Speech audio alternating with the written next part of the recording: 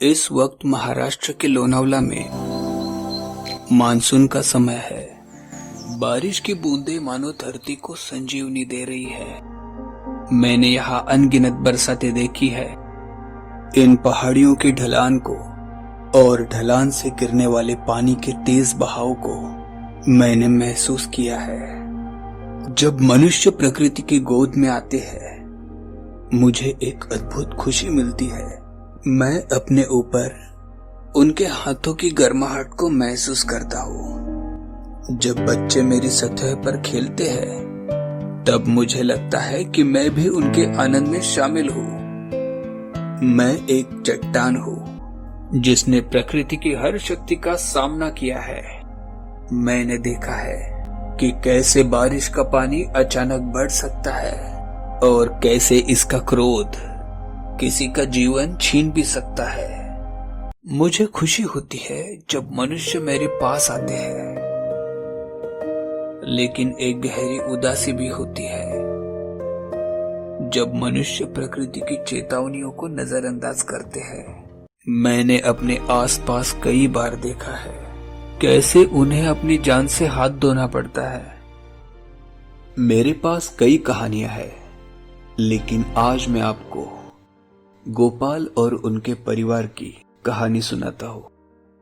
कुछ साल पहले गोपाल अपने परिवार के साथ लोनावला आए थे। अपनी यात्रा की शुरुआत उन्होंने लोनावला के वैक्स म्यूजियम से की थी। अंदर मशहूर हस्तियों की मोम की मूर्तियां वास्तविक लग रही थी। उन्हें देखते ही सबके चेहरे खिल उठे। म्यूजियम के दौर के बाद जब वे बाहर आए, किसी व्यक्ति ने उन्हें बताया कि आगे कुछ ही दूरी पर स्थित भूशी डैम एक प्रसिद्ध पर्यटन स्थल है। बारिश के दिनों में यहाँ का नजारा काफी खूबसूरत होता है।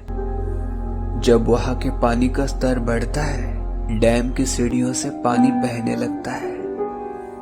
उस सुझाव को मानते हुए गोपाल और उनके परिवार ने भूशी डैम की ओर प्रस्थान किया। झरने के पास पहुंचते ही ठंडी हवा ने उनका स्वागत किया। ये सभी लोग झरने में जाकर खेलने लगे। मैं उनकी मुस्काने और उत्साह को देख रहा था, लेकिन इस बार खुशी की जगह मेरी चिंता और उदासी बढ़ रही थी, क्योंकि उस वक्त बदलते मौसम को मैंने भांप लिया था और मुझे पहले ही अंदेशा हो गया था कि कोई बड़ा संकट आने वाला है। गोपाल और उनका परिवार मुग्ध होकर प्रकृति का आनंद ले रहे थे और वहां ऊंची पहाड़ियों में काले घने बादलों के साथ बारिश शुरू हो गई थी और बहुत ही कम समय में यह झरने का पानी बढ़ने लगा था। जब गोपाल ने अपने परिवार के साथ बाहर निकलने की कोशिश की, तब तक देर हो चुकी थी। पानी ने उन्हें घेर लिया था। पानी का बहाव इतना तीव्र था कि वे खुद को संभल नहीं पाए और सभी उसमें बहने लगे। पानी का बहाव उन्हें कुछ दूरी तक बहा ले गया और अंततः एक बड़ी चट्टान का सहारा उन्हें मिल गया। यही वो मोड़ था जब मेरी इन सभी से मुलाकात हो गई। किसी ने लोकल रेस्क्यू टीम को सूचित किया। गांव के जवान लड़कों की एक टीम जो बचाव कार्यों में प्रशिक्षित थी, तुरंत घटनास्थल पहुंच गए। उन्होंने रस्सियों का इस्तेमाल कर बचाव कार्य शुरू किया। तेज बहाव और भारी बारिश के बावजूद उन्होंने अपनी बहादुरी और कुशलता से गोपाल और उनके परिवार को सुरक्षित बाहर निकाला। ये सब नजारा देख मैं गहरी सोच में डूब गया। मेरी जिंदगी में कोई रंग नहीं है। मैं सदियों से यहाँ पड़ा हूँ, बिना हिले डुले, बस मौसमों का बदलता रंग देखता हूँ। लेकिन मनुष्यों की जिंदगी में कितने रंग होते हैं। खुशी, सुख, दुख, सफलता, कभी संघर्ष, रिश्ते।